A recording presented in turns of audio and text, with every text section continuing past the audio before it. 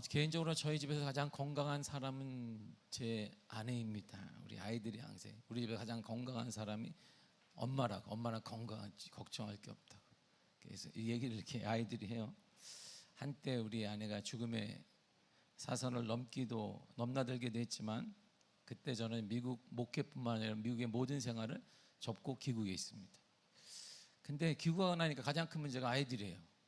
교육을 믿음으로 아내 때문에 하긴 했는데 그때 큰아이가 고3이었어요. 둘째가 사춘기인 중학생이었고 막내는 초등학교 1학년이니까 막내만 너무 좋아하는 거예요. 엄마 볼 생각에 좋아하는 거예요. 당시 아내가 처갓집에 장인 장모의 조그만 빌라에 같이 살았습니다. 그러니까 세 식구니까 살만한 거야. 거기가 처갓집이 조그만 빌라지만 그런데 괜찮았는데 그런데 여기 4명이 추가됐어요. 나까지 여기 4명이 쓱 들어가니 우리 식구가 5명이 됐습니다. 그러니까 이 집이 갑자기 너무 좁아진 거예요. 또 우리 아이들의 덩치가 좀 날씬하지는 않습니다. 그러니까 막내는 1학년이라 그렇지만 갑자기 저부터 해서 4식구가 추가됐어요. 그러니까 우리 식구만 5명이잖아요. 장인장모가 편안하게 살고 있는데 5명이 추가됐어요. 아이들 덩치는 크고 여자아이들이고 둘째는 사춘기이고 첫째는 더 무서운 고3이에요. 얘는 어릴 때 공부 안 해가지고 공부에 막 방해되면 막 대단히 날카롭습니다. 그러니까 조용히 해야 돼. 숨죽이고 얘 공부하는데 근데 방은 밤이 되면은 이게 거실에다가 뚜루루 우리 식구가 이렇게 5명이 뚜루루 누워요.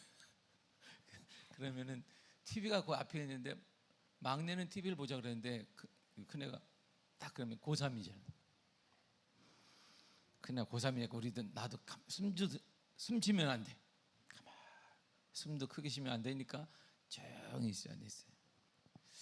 정말 지금 생각해도 지금도 똑같은 빌라니까 제가 처갓집에 가면 이야 어디 여기에 5명이냐 두루루루 누워가지고 저는 개인적으로 가장이잖아요. 가장이에요. 그 책임감이 제가 어릴 때부터 이런 책임감이 제가 강했기 때문에 저는 중학교 1학년 때 자퇴했지만 그 이후로 생활을 제가 거의 다 혼자 했단 말이에요. 아르바이트 하면서. 그러니까 아버님도 목회하는 등 내 나름대로 최선을 다해 섬겼기 때문에 이게 자존심이 막 무너지는 거예요. 막 그래서 내가 괜히 왔나?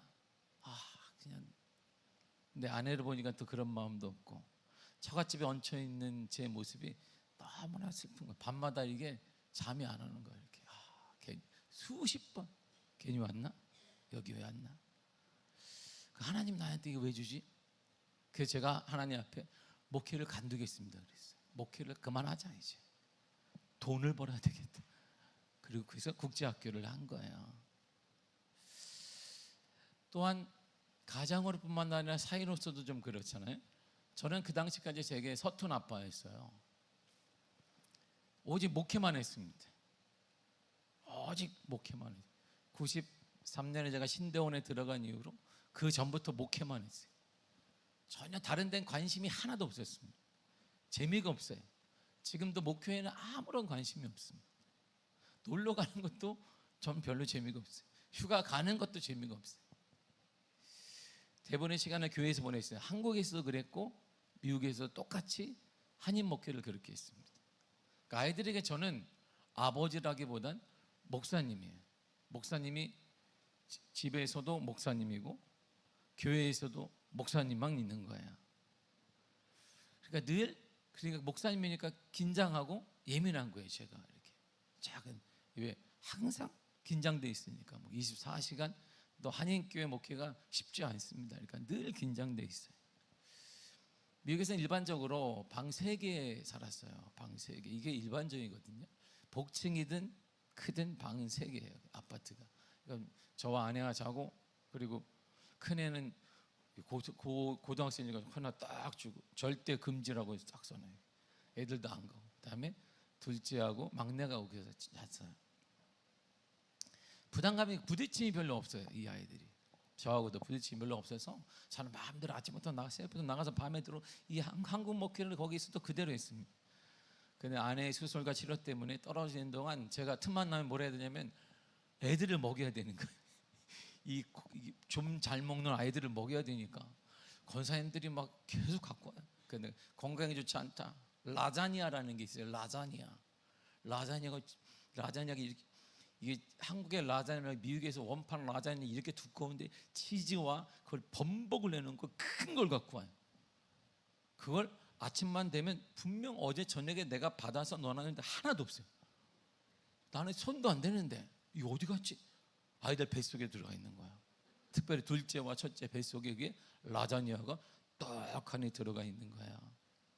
그래서 제가 해줄 수 있는 게 뭐냐, 건강하게 해줘야 되니까 오믈렛만 해준 거야. 그러니까 제 식의 오믈렛은 정말 쉽습니다. 계란을 잔뜩 풀어놓고 냉장고에 딱 넣으면 김치도 넣고 과일 있으면 넣고 뭐 다 넣어요. 아무거나 다 넣어가지고 막 해서 탁 하면 이따만한 오믈렛 나와서 하나씩 주면 애들이 아빠 그래서 내가 한국에 왔을 때 아빠가 오믈렛 해줄까 하니까 절대 하지 말라 그래. 난 매일같이 오믈렛만 해줬어요. 해줄 수 있는 게 간단하잖아요. 야 저녁에 모여라. 아빠가 요리한다 그러면 애들이 쥐야. 그리고 권사님들 오기 기다려. 권사님 오기 전에 이거 먹어야 돼. 그런데 그럼 오믈렛 제가 탁 계란을 막 한 판을 다 풀어놓고 내가 그래서 김치 남았는데 김치를 퉁쳐서 김치도 넣고 먹다 남은 과일이 있네. 과일도 넣고 채소도 넣고 막 넣어요. 그 다음에 자 건강식이다 이만큼씩 퍼주면 애들이 뭘로 먹었느냐, 케찹으로 먹었어요. 케찹 팍 뿌려가지고 아빠가 먹으라니까. 먹이고 저는 또 교회를 갔어요. 교회 가서 동생 잘 봐라. 응? 그리고 이 어린아이들은 미국에 혼자 있으면 법에 걸리거든요. 그러니까 나가지 말고 잘 있어라. 그러니까 아빠가 밤새 또 돌아다녔어요. 밤낮으로 교회에서 성도들을 만나고 이 패턴이 똑같았습니다. 그렇게 산 세월이 제가 10여 년이 넘었어요. 미국에서. 그런데 이 좁은 거실에서 제가 피부를 맞대고 있는 거예요. 너무나 어색한 거예요. 가장으로서뿐만 아니라 사이로서뿐만 아니라 우리 아이들과 피부를 맞대고 두루루루 5명이 누워 있는 게, 그래서 가끔 제가 처갓집에 가면 이야 어떻게 조그만 데서인데 우리 5 식구가 이 빅 시스터즈 어떻게 누워 있었대. 그러니까 장모님이나 장녀들은 너무 안쓰러운 거, 우리 애들은 안쓰러우니까 막 어떻게 불쌍하기도 하고 막 이런 말을 해요. 그런데요, 그때 저희 부부가 하는 말이 있어요. 그 시간이 우리 가정의 가장 행복한 시간이었다는 거예요. 그 시간이 아니었으면 저는 아이들의 머릿속에 그냥 목사님이, 예민한 목사님, 깐깐한 목사님으로 저는 아버지가 딱 굳어져 있었어요. 그 시간 속에서 우리들은 탈출구를 찾아야 되니까 얼마나 답답해요. 그러니까 틈만 나면 나가는 거예요. 산도 틈만 나면 가는 거예요. 어차피 학교 애들 안 다녀. 응? 틈만 나면 나가니까 다 같이 손잡고 나가는 거예요. 이렇게. 그리고 처형이 차를 하나 줬기 때문에 카페 가자 그러면 우르르 가는 거예요. 가서 들어오기가 싫으니까 애들이 계속 얘기하는 거예요. 그러니 뭐하니 이 얘기를, 성도들하고만 했던 얘기를 아이들과 처음으로 해본 거예요. 그 시간을 함께 보내면서 저는 어느새 이 아이들과 우리 딸들과 친구가 돼버린 거예요. 이 시간을 엇가면 때로는 이 아이들의 심부름꾼이 되어지기도 하고, 아이들의 비밀을 말하는 사람이 되기도 하고, 엄마에게 할 못할 말을 나에게도 하고. 그래서 지금도 핸드폰을 열면 1시간 2시간 통화를 하는 거예요. 아빠가 좀 바쁜데, 왜 바쁜데? 신방 가는데, 누구 신방 가는데 보고를 해야 돼. 누구 그래서 간다. 이렇게. 진짜지? 빨리 갔다 와서 통화하자. 이렇게. 1-2시간 매일같이. 어느 때 5시간 한 적이 5시간 계속 통화하지. 신방 갔다 오마. 끊지 말고 있어. 끊자 하고 다시 나와서 통화하고. 그런 적이 있어요. 아이들이 농담으로 늘 얘기해요. 규노 씨 잘 있어요? 아이들이 항상 아이들 뵌 게 그거야. 우리 규노 씨는 건강하지? 나한테 그렇습니다. 근데 아빠가 너무 보고 싶다. 그래서 우리 계속 시간이 길어져요. 사람의 눈으로 보면 그때가 저희 개인적으로도 가장 아픈 시간이었어요. 가장으로, 사위로서, 우리 아이들에게 아빠로서. 그러나 우리 가족이 그 시간은 가장 큰 축복의 시간이었습니다. 왜요? 그 시간을 통해 관계 회복이 이루어졌기 때문에. 그래서 지금도 아이들에게 가장 편해요. 아빠 하면 2시간짜리예요. 계속 그랬구나. 어제 했어요. 아마 서울 같으면 딱 빨리 끊어 만나서 얘기하자 그랬을 거예요, 우리 집. 근데 계속 통화를 해요. 그래서 지금은 일반적인 가정에서 아빠와 딸들이 말하지 않는 것들까지 스스로 없이 막 얘기합니다. 아빠 나 그런데 지금 내 예민해 왠지 알아? 그 얘기도 막 해요. 그렇구나, 예민하겠구나 너가. 계속 얘기를 해요. 요즘 아이들이 저한테 이런 말을 해요. 아빠 우리 소원이 하나 있는데 이 소원 못 들어주면 정말 실망하고 화낸다. 우리 아빠 건강만 해라. 그럼 됐어. 나머지 우리가 다 책임져 줄게. 이렇게 얘기를 해요. 그래서 내가 어제도 요즘에 제가 항상 교회만 있다 보니까 나가는 이유가 뭐냐면 그 손 하나 못 들어주면 아빠 건강하기만 하라는데 건강 운동이라도 가자. 한 바퀴 돌고 온 거예요. 관계가 회복되면 대화가 달라져요. 관계가 회복되면 행복이 찾아옵니다. 관계가 회복되면 열심히 살게 돼 있어요. 관계가 근데 망가지면 불행해지는 거예요. 관계가 서툴게 되면 가정에 대화가 없어요. 관계가 서툴게 되면 부부 사이에도 문제가 막 발생하게 됩니다. 하나님과 인간의 관계도 마찬가지예요. 하나님이 창조하신 것들이 많습니다. 그 중에 가장 뛰어나고 보배로운 작품이 있습니다. 무엇일까요? 시편 139편 14절 쉬운 성경을 읽겠습니다. 시작. 내가 주를 찬양합니다. 이는 내가 신기하고 놀랍게 만들어졌기 때문입니다. 주께서 하신 일들은 놀랍습니다. 아멘. 하나님 하신 일은 놀랍습니다. 근데 놀라운 것 중에 가장 놀라운 일이 뭐냐? 나를 만드시는 거예요. 사람을 만든 것이 가장 놀랐습니다. 그랬어요. 그렇다면 왜 어떤 면에서 인간은 놀라운 존재일까요? 창세기 1장 27절 이렇게 말해주고 있습니다. 시작. 하나님이 자기 형상 곧 하나님의 형상대로 사람을 창조하시되 아멘. 하나님의 형상대로 만들었어요. 하나님의 모습으로 만들었어요. 이 하나님의 형상은 외모를 닮았다, 신체도 닮았다 이런 말이 아닙니다.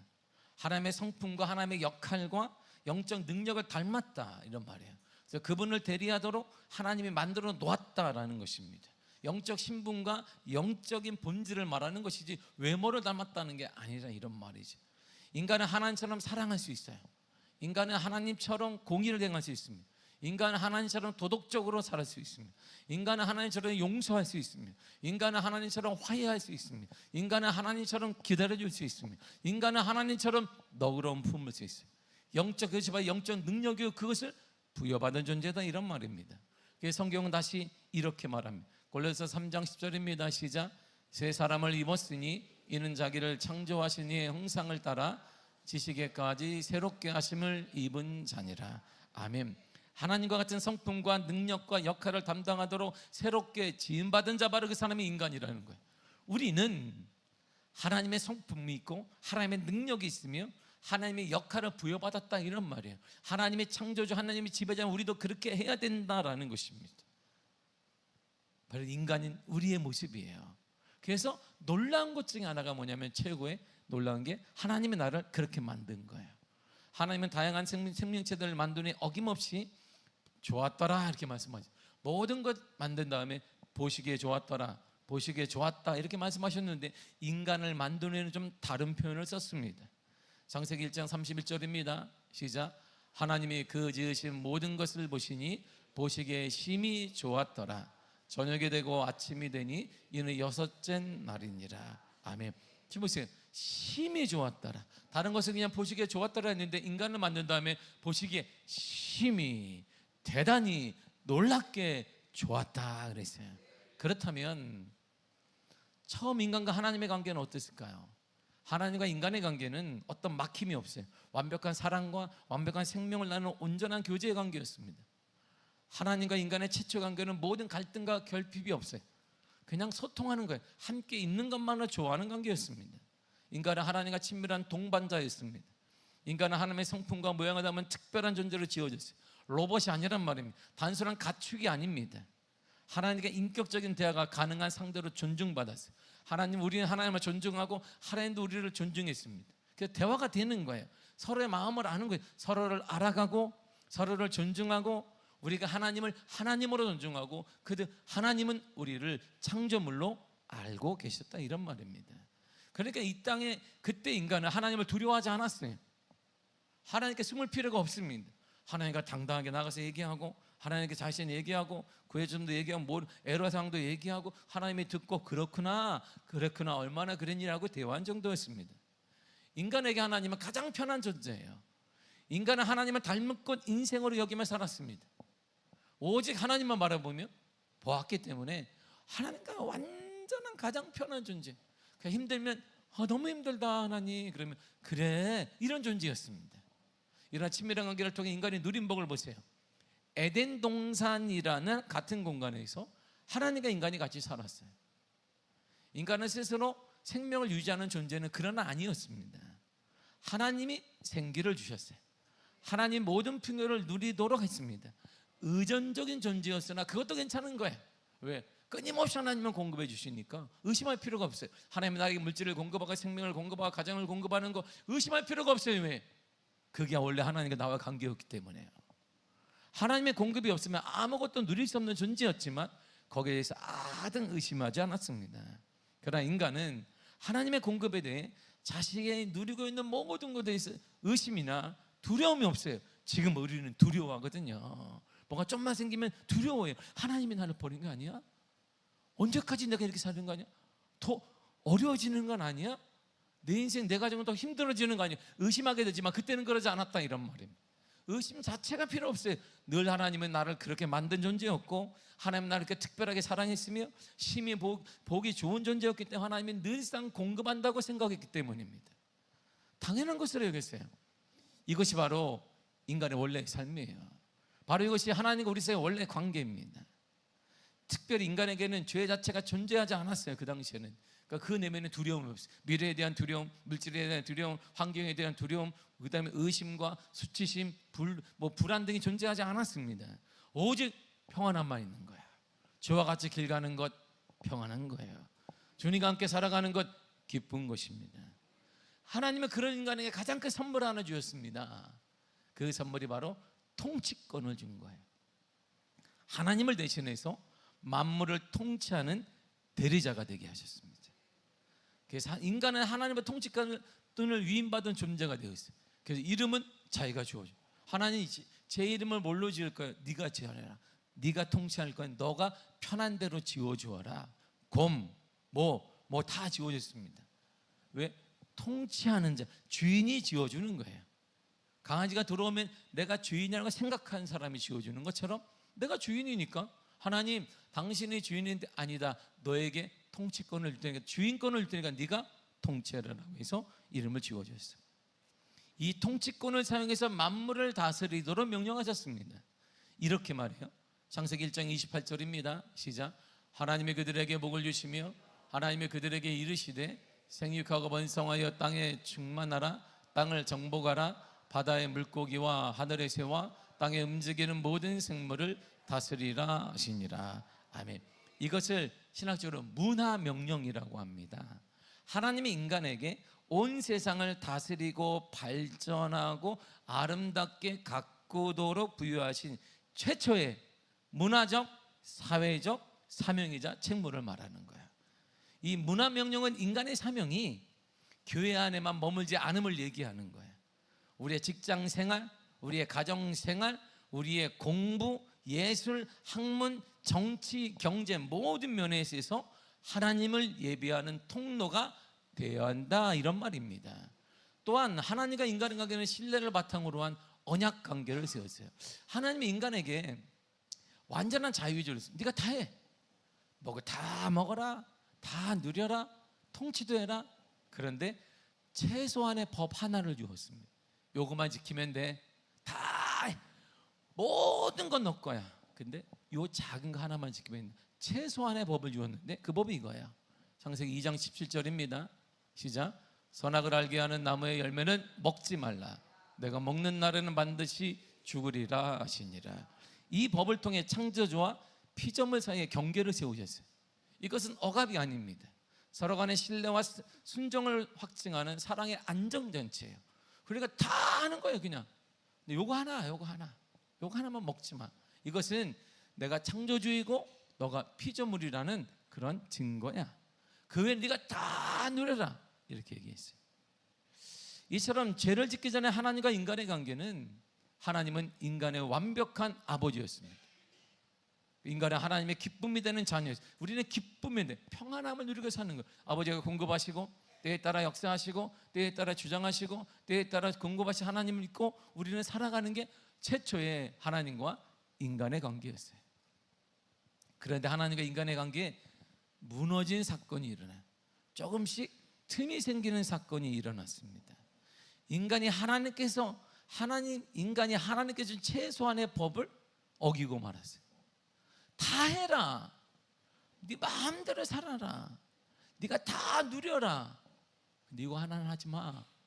먹지 말아라. 동산 중앙에 있는 거 열매가 다 하는 거 많어.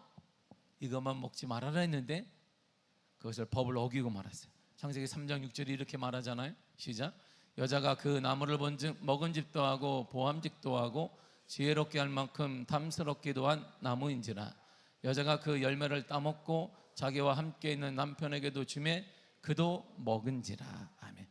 따먹고 남편에게도 주더니 먹고, 하와도 먹고 아담도 먹었습니다.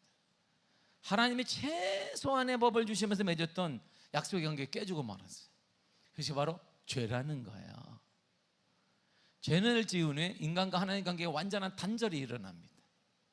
그 소외 관계로 급속도로 변화돼요. 죄는 친밀했던 하나님과 자녀의 관계를 무너뜨립니다. 하나님과 우리 관계를 무너뜨리고 영적인 죽음을 가져왔어요. 죄를 통해 하나님과 인간의 완벽한 사랑이 깨졌습니다. 그리고 그 마음에 인간의 마음에 뭐가 생기냐면 두려움이 온 거예요. 그래서 두려워요. 작은 문제만 생기면 두려워 우리는. 그래서 기도해야 되니까 이 힘든데 어떻게 기도가 나오냐는 거예요. 두려움을 우리를 꽉 잡습니다. 그리고 수치심이 생기. 내가 이게 이렇게 살았는데 안 되는데 정말 제가 처갓집에 처음 들어 나는 그런 처갓집 살 줄은 몰랐어요. 처가살이 정말 좋은 거야. 담임 목회 서울에서 할 때도 부교육자 집 개척하라고 제가 방을 뺏어 주고 만만히 어디 가겠어요. 용인으로 가자. 처갓집으로 들어갔어요.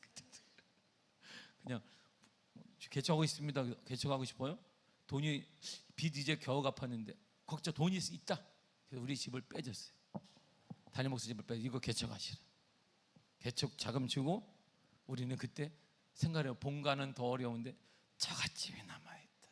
이순신 장군이 12척이 있지만 나에게는 처갓집이 있으니 가자. 용인으로 갔단 말이에요. 용인에서 제가 하루도 안 빠지고 출퇴근해서 새벽 기도회로 봉천동까지 매일같이 타고 왔어요.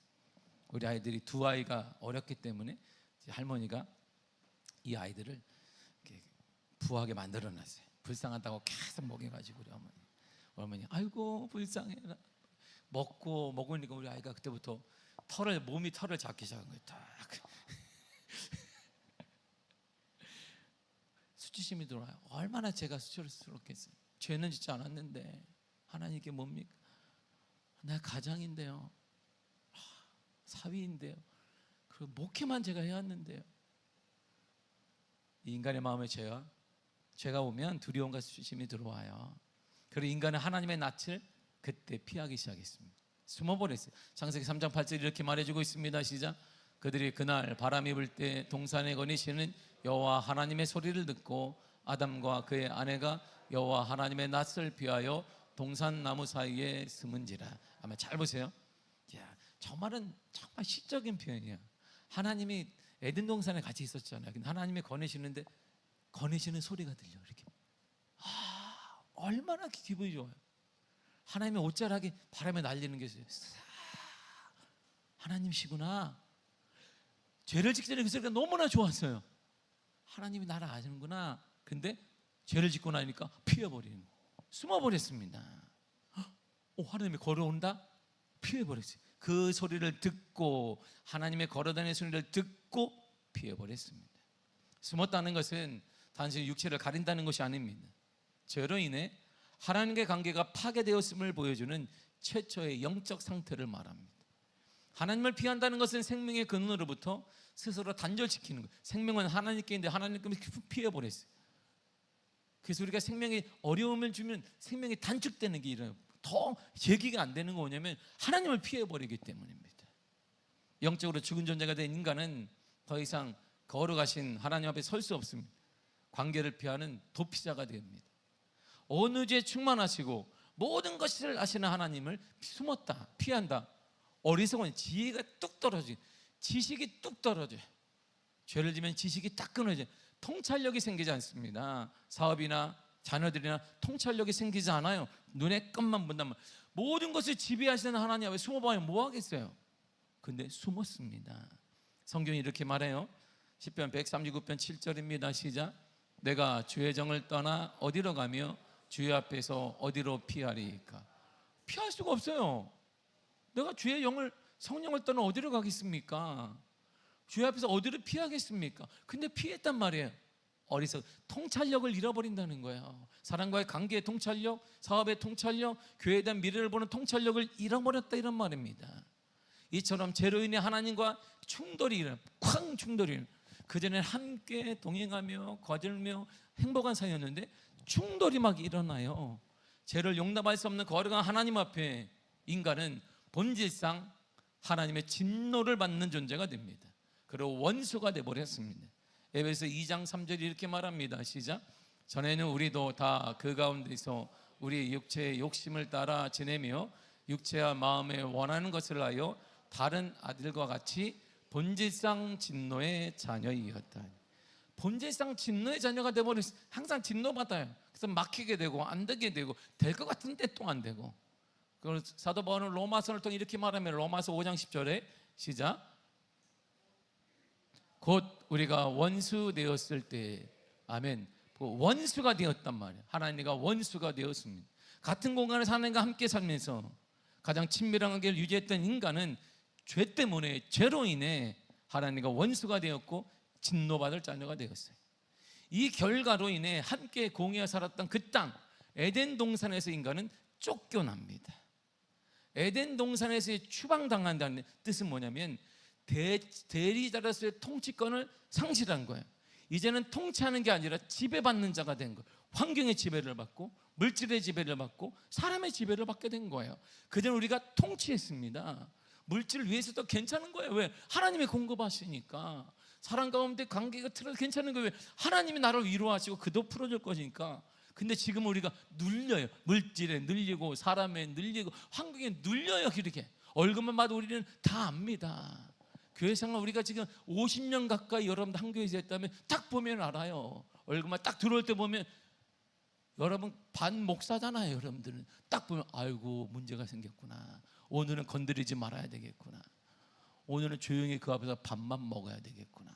오늘 테이블을 옮겨서 먹어야 되겠구나. 다 알아. 우리는 저 사람이 오늘은 접시를 깨더라도 전혀 말하지 말아야 되겠구나.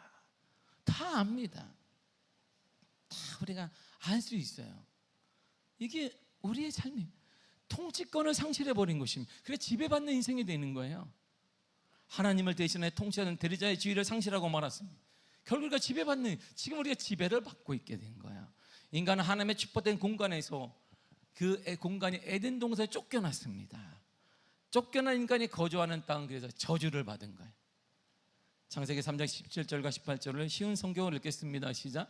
그러므로 너 때문에 땅이 저주를 받고 너는 평생토록 수고하여야 땅에서 나는 것을 먹을 수 있게 될 것이다. 땅은 너에게 가시와 엉겅퀴를 내고 너는 밭에 채소를 먹을 것이다. 17절로 보세요.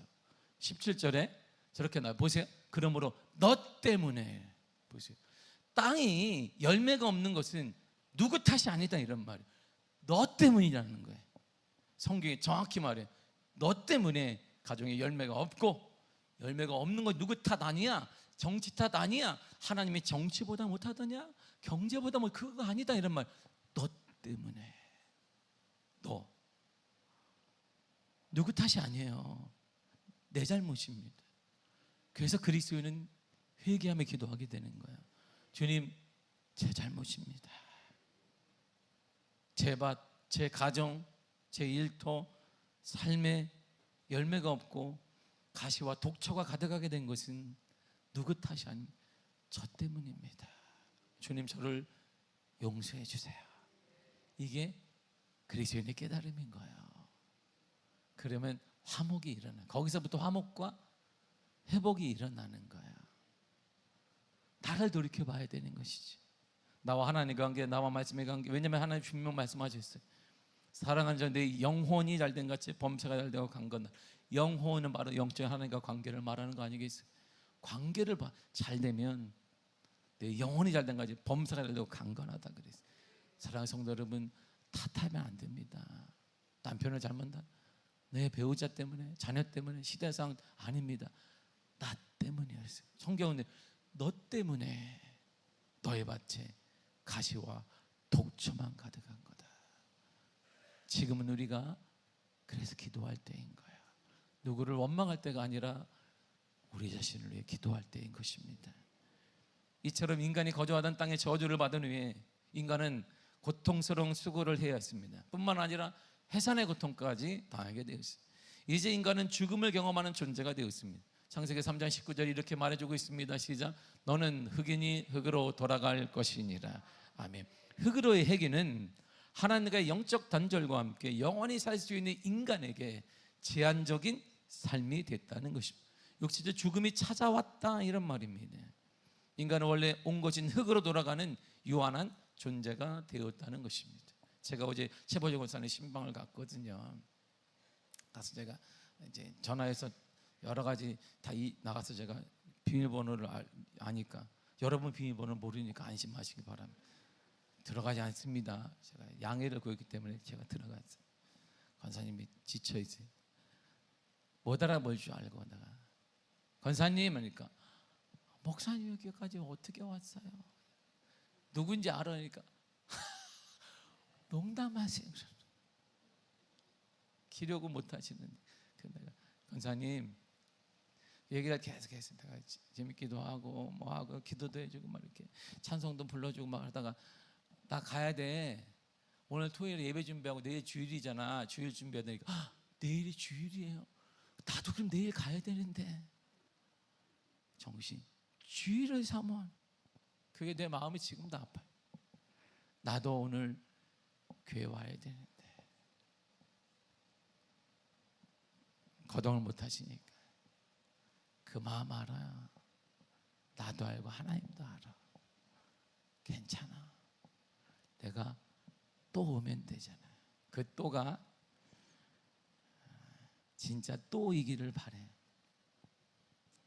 지금 내가 볼 때 또이기를 바라는 거. 마음이 참 그랬어요. 우리에게는 제한된 죽음이 있어요. 인간은 원래 온 것인 흙으로 돌아가는 유한한 존재가 됐습니다. 때가 되면 다 가게 될 거예요. 그래 에덴에서 쫓겨나면서 생명나무의 접근이 차단됐습니다. 주님 화환검을 넣어서 막아버렸습니다. 생명나무는 하나님이 주시는 영원한 생명을 말합니다. 영생과 풍요와 그리고 하나님의 완전한 교제를 의미하는 걸 막아버렸어요.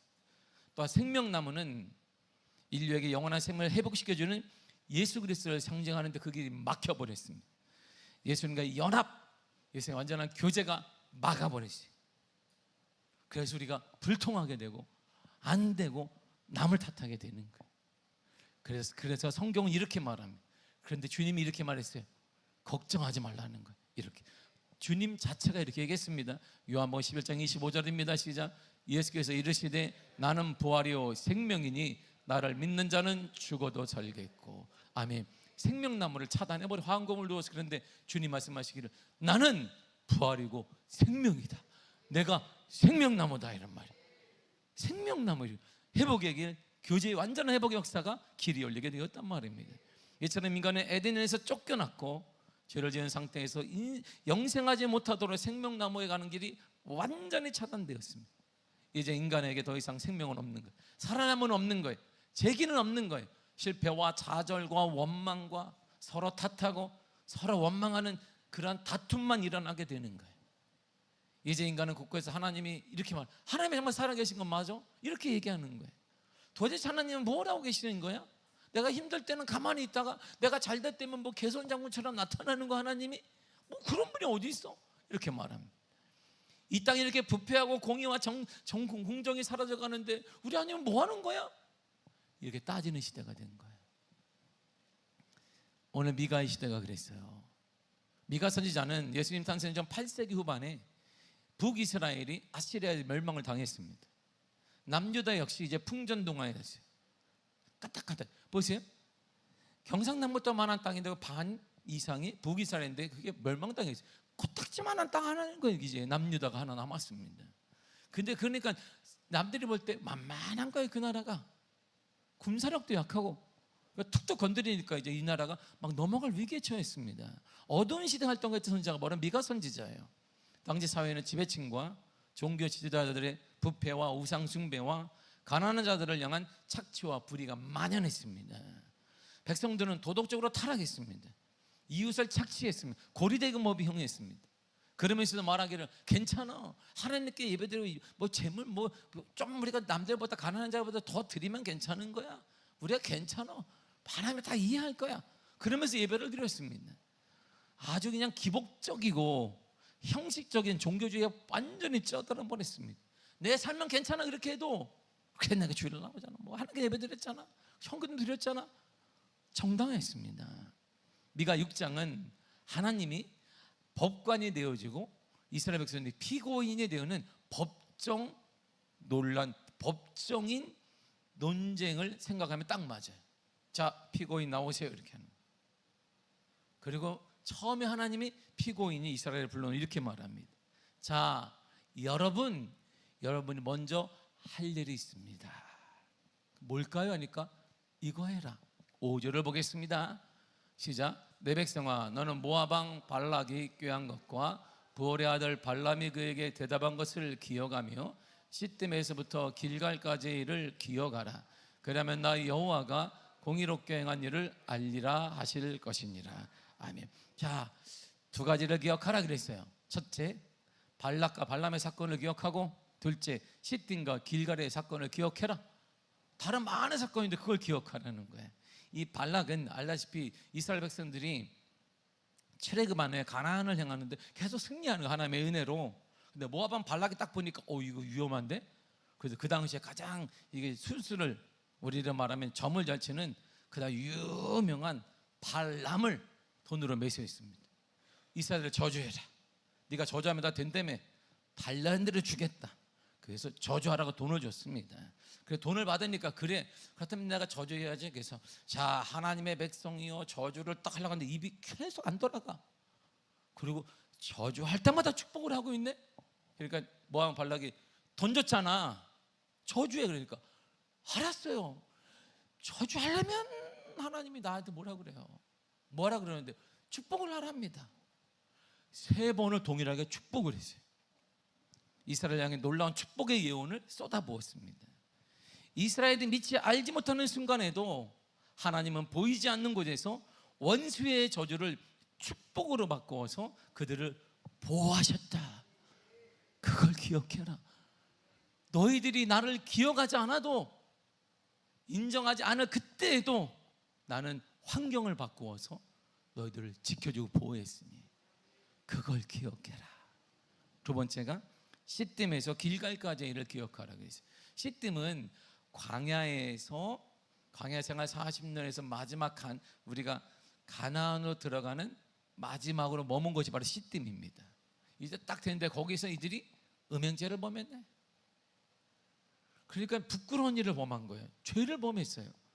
그런데 길갈은 뭐냐면 요단강을 기적으로 건넌 후에 가나안 땅에 첫 발을 내딛고 할례를 행하고 애굽의 수치를 주님 우리를 날려버렸다라고 선언한 승리와 영적 회복의 장소가 바로 길갈이에요. 보세요. 범죄와 실패의 자리인 시딤에 있던 이스라엘 백성들을 하나님은 포기하지 않았다는 말이에요. 나쁜 것들 너희들은 안 돼 그렇게 말하지 않았어요. 끝까지 포기하지 않았습니다. 그래서 하나님이 이 죄지은 백성에게 요단강을 갈라주시고 건너게 하시고 약속의 땅, 은혜의 땅인 길갈로 인도하신 그 하나님, 그분을 기억하라 그러는 거예요. 우리가 제멋대로 살았는데, 지금까지 우리가 내 감정대로 살았는데 하나님은 우리를 치지 않고 인도하신 하나님을 기억하라 이런 말. 지금 너 동일하게 우리 지금 우리를 향해 기억하라고 하십니다. 지금 아무리 힘들어도 여기까지 인도해 주신 그 하나님을 기억하라는 것이. 전 그래서 하나님 앞에 늘 빚진 자로 사는 거예요. 왜? 야, 우리 집안에서 나 같은 사람 어떻게 나왔지? 나올 수가 없는데 나는 어떻게 설명이 안 되는 거예요. 나 같은 사람 어떻게 나왔지? 응? 흑수저이고 중학교 1학년 자퇴하고 중고등학교 학교도 못 다녀보고 노량진과 남영동에서 5년 동안 철가방 들고 대학 들어가서도 매일같이 했던 그런 일밖에 한 적이 없는데 하나님이 목사로 미국으로 공부하게 하고 학위도 마치고 어떻게 설명을 하지? 돈은 누가 냈지? 이 많은 돈을 몰라요. 모르겠습니다. 아무리 힘들어도 그래서 하나님밖에 기억이 안 나는 거예요. 그리고 우리 자녀들도 그래서 제가 늘 얘기해요. 성적 괜찮다. 아빠는 성적은 묻지 않는데 신앙생활 똑바로 해라. 1번도 신앙생활, 2번도 신앙생활, 3번도 신앙생활. 그것만 해라. 지금 왜 표현할 수 없는 하나님의 은혜가 아직도 있기 때문이다. 전 늘 이렇게 얘기합니다. 예전에 자녀를 통해, 학업을 통해, 여러분 직장을 통해, 사업체를 통해 진정한 신앙생활을 누렸던 그 기쁨과 평안과 담대함을 기억하라는 거예요. 그 기억은 지금도 믿음으로 오직 하나님을 바라보는 믿음으로 살면 그대로, 아니 더 큰 은혜로 하나님이 갚아준다는 것을 기억하라는 것입니다. 하나님은 지금도 살아있음을 기억하라는 것입니다. 그러자 백성들은 그래야 되겠다 했는데 이게 반발합니다. 도대체 우리 하나님은 뭘 그래 만족할 거야 도대체? 욕심도 많으시지. 그걸 이렇게 묻습니다. 본문의 6절과 7절입니다.